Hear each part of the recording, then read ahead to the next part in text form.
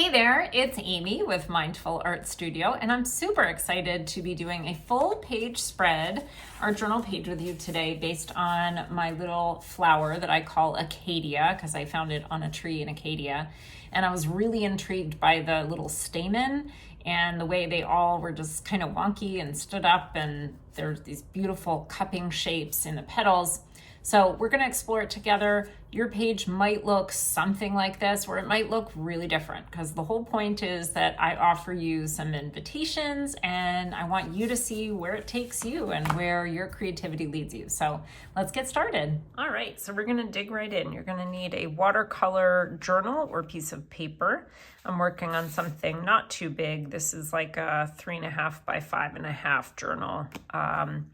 And then you'll need a round brush of some sort.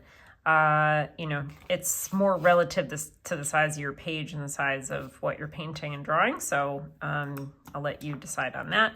And some sort of waterproof pen, if you've got it. And then your paints. And I keep mine, I work from tubes and squeeze them out on the side of my palette. So whether you're working from pans or tubes or whatever, we will do that together. All right, so first step is to get started. And of course, you're going to need a towel and water and all that. All right, so the first step is for us to get started with drawing the actual little flower. And if you think that it looks a little bit more complex, like if you're not as familiar, not to worry, it's actually pretty simple. All right, so let's just create some space here. And I'm big on really inviting comfort. So really just take a minute and get your space set up so that you're comfortable. Have a nice deep breath. So we're just going to begin with kind of a little fat raindrop or teardrop type shape. Right, pretty simple. We're going to do that again. Right, does not need to be perfect. And then we'll do a third one, right? So see, they all connect in the middle, just like that. And then we'll put in these cute, wonky little stamen. And they have little round bits at the end.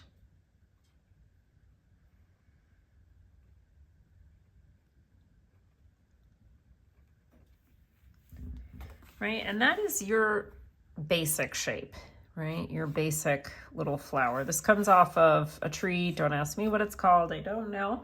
But something that I saw on a tree in Acadia, Maine. Really beautiful. Now I'm going to make one that's a lot bigger, even bigger than I intended. So whatever, just roll with it. And now this time I'm going to let my edge be not so round. See how I brought it in a bit? That's going to give me an opportunity to just create like a little,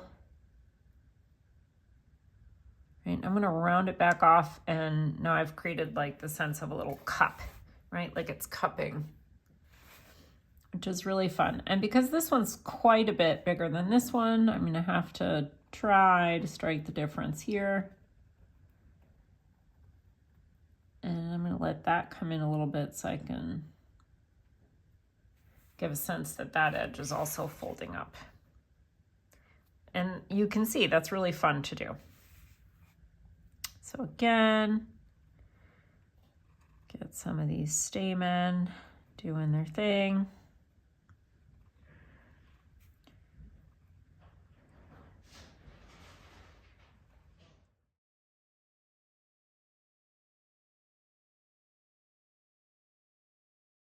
I like to turn the book so that it's as comfortable as possible for my hand, right? So I hope that you do the same.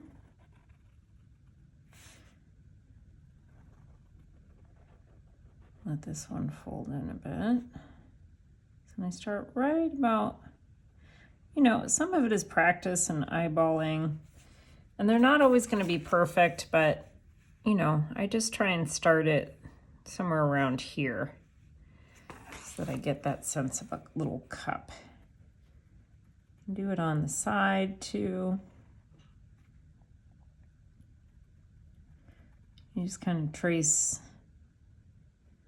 a little bigger area, and that one's not quite right, but again, it's fine. Don't get too, you know, over the top about it. And then, you know, I just play with different ways of putting in these stamen, letting them go different directions. You know, and over time you'll see what you think works best. And I like to cross the page.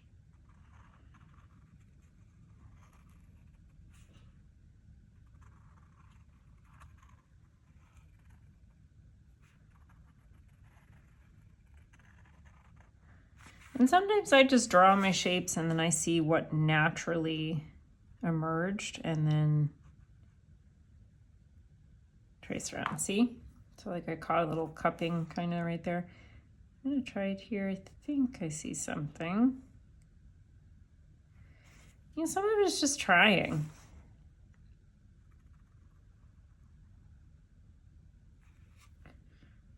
And that worked pretty well.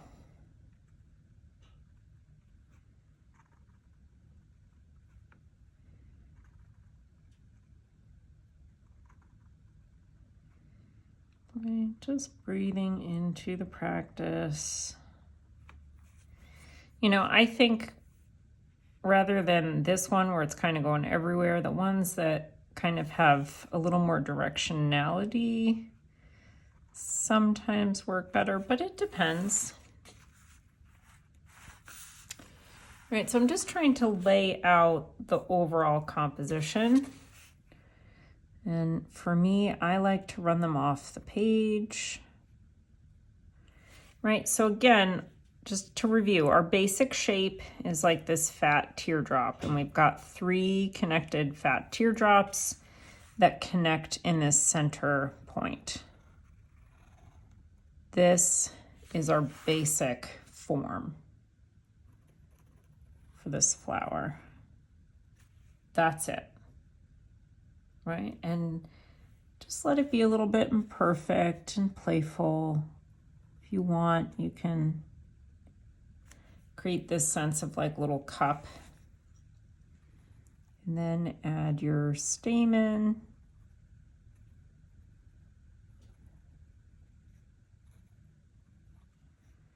And turn your page or your book so that they seem to be going different directions, and maybe even running off the page if you like that.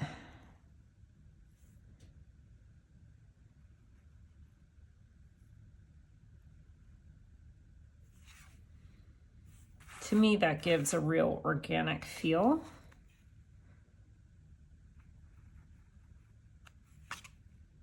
So I try to kind of spread that out, right? So some is running off over here. Some down here, some up here. Might be good to run it off in a corner. Right? And I'm just getting a sense of overall rhythm here.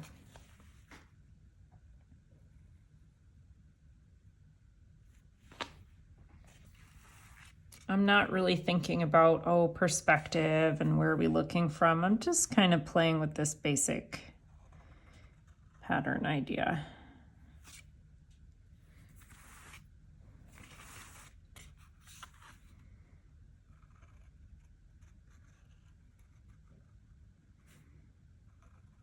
So just continue laying out your flowers on the page.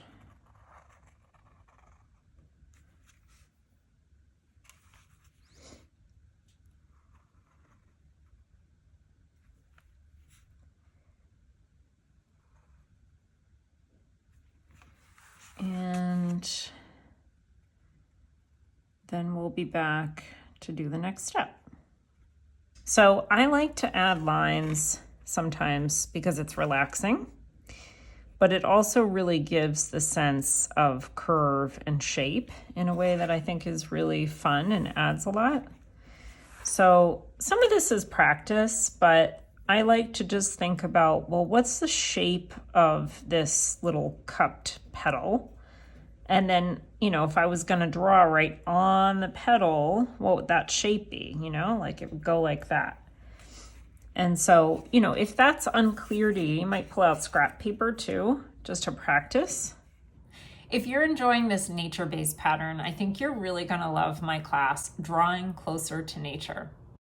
This is a class where I'm going to teach you my approach for drawing more realistically from nature, doing flowers and plants.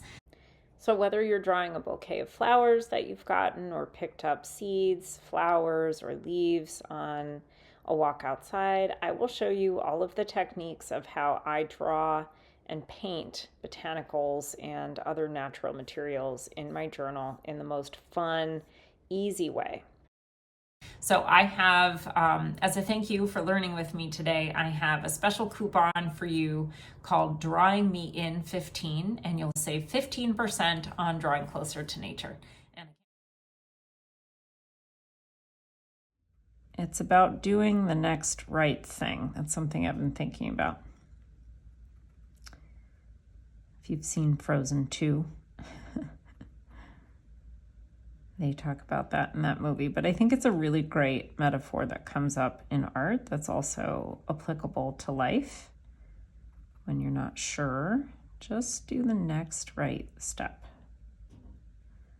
The next right thing. Now with this pattern, I'm drawing right over my stamen.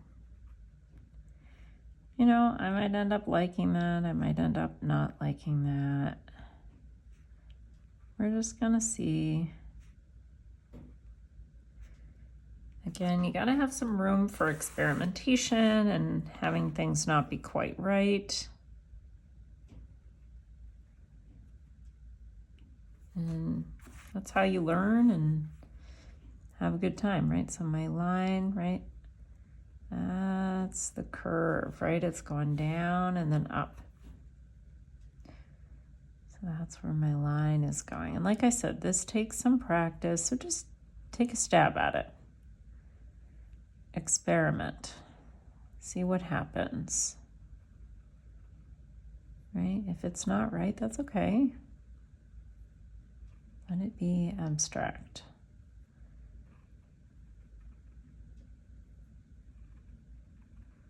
And you can always try it on scratch paper first, like we talked about.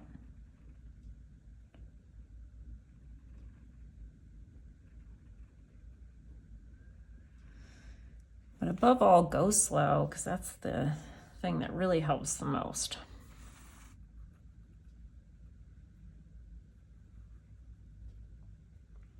So keep on going with this.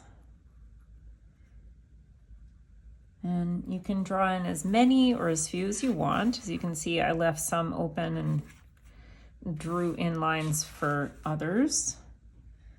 That's not a right or a wrong choice, just whatever you want to do on this particular page. And know that a great thing to do, just like I did, is to do it multiple times, multiple ways. That's how you get to the really magic stuff, right? Because you've really explored an idea. Right? I think that's pretty fun. One thing I want to just say is when you have a lip like this, you want to come up and just meet it, not cross over, right? Because if this is the inside, when the lip comes, that's the outside of your petal. This is the inside. So you're not going to see the lines from the inside and the outside, right? So you come right to that line and then stop.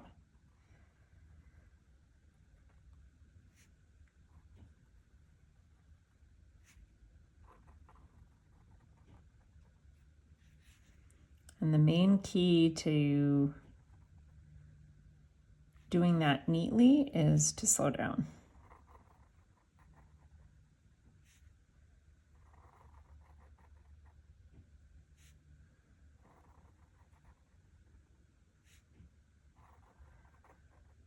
And like this petal, for instance, is a little bit not quite right. Just keep rolling with it.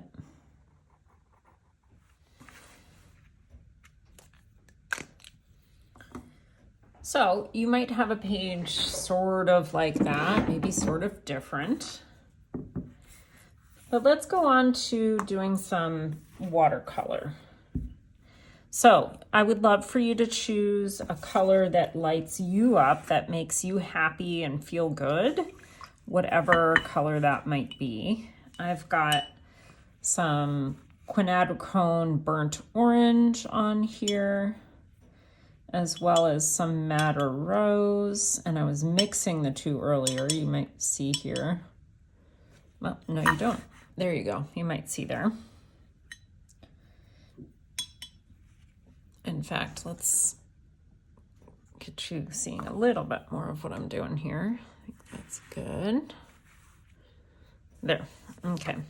So what I'm gonna do is just wet the page. And I'm using some really nice paper in this Coptic bound book that I made. This is Arches cotton paper. And there are different companies that make cotton paper besides Arches, but Arches just happens to be the one that I know and love. And I'm just painting plain water. There's a little bit of paint still on my brush, and I'm not worried about that because I'm about to go in and add color, but I'm just carefully leaving a white border around my drawings here.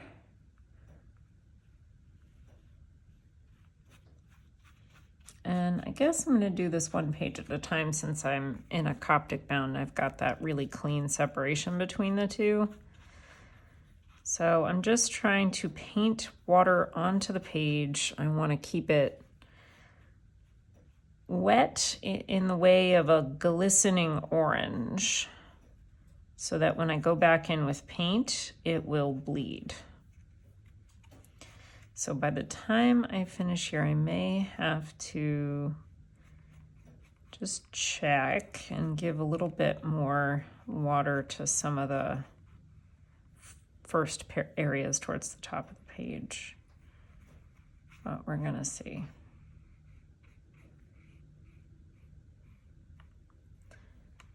And you can tell how wet the page is and whether or not you've got that glistening orange consistency, right? You don't want puddles. And you don't want it too dry either, but you want it to look like you just cut into an orange, like a nice juicy orange. And it's kind of wet and glistening there.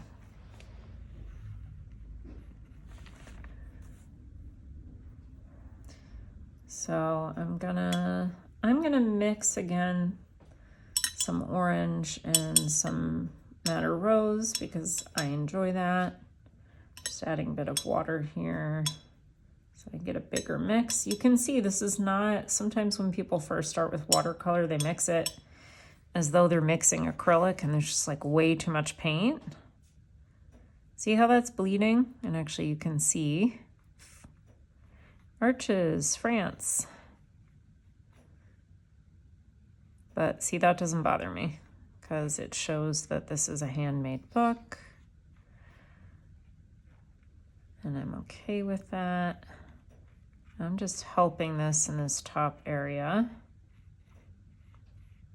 You can see the A from the arches. And I'm gonna pick it up. And you can see how it's moving a bit more.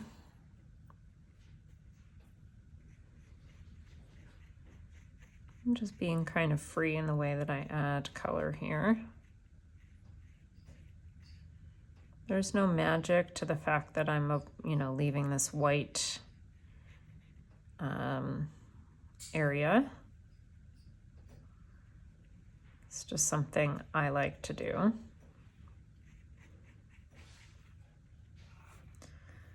We can let it bleed the other direction a little if we want. Now this is looking a little puddly, so I'm just going to use my brush to pick up a bit of that excess because I don't want it too watery.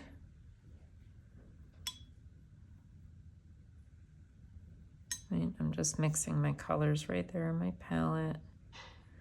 And I can just touch and let it spread around a bit, just tipping. See all that beautiful branching that happens?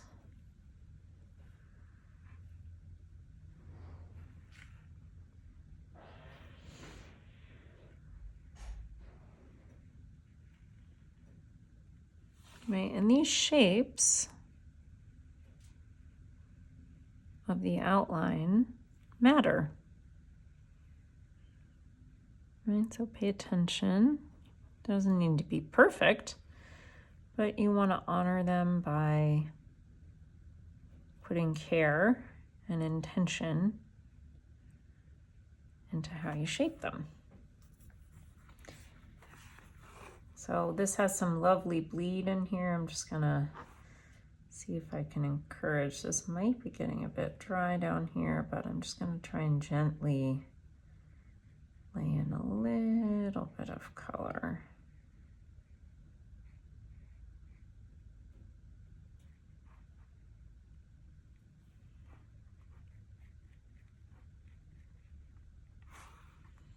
Right, and you can see that's left a little bit of white. I think that's a great way to work. It's interesting. I think I'll just catch this corner though, because it didn't look quite on purpose. You want it to look purposeful. Similarly, I'll just add a touch of color there so that it doesn't completely disappear. And I think I might soften that. Right, now we can do the same thing on the other side. All right, I hope you had a wonderful time making your Acadia page. Yours might look something like this, or it might look really, really different, and that's the point. I hope that you really innovate and take things in your own direction. Please pop into the comments and let us know what colors you used for your background, how you enjoyed the whole bleed, and if you made changes, let's talk about it in the comments. What sorts of changes and innovations did you make to the initial invitation that I gave? And again, I just want to remind you about that class, Drawing Closer to Nature, and my special coupon for you, Drawing Me in 15, where you can save 15%. And of course, I hope that you like and subscribe, and I can't wait to see you next time. Bye.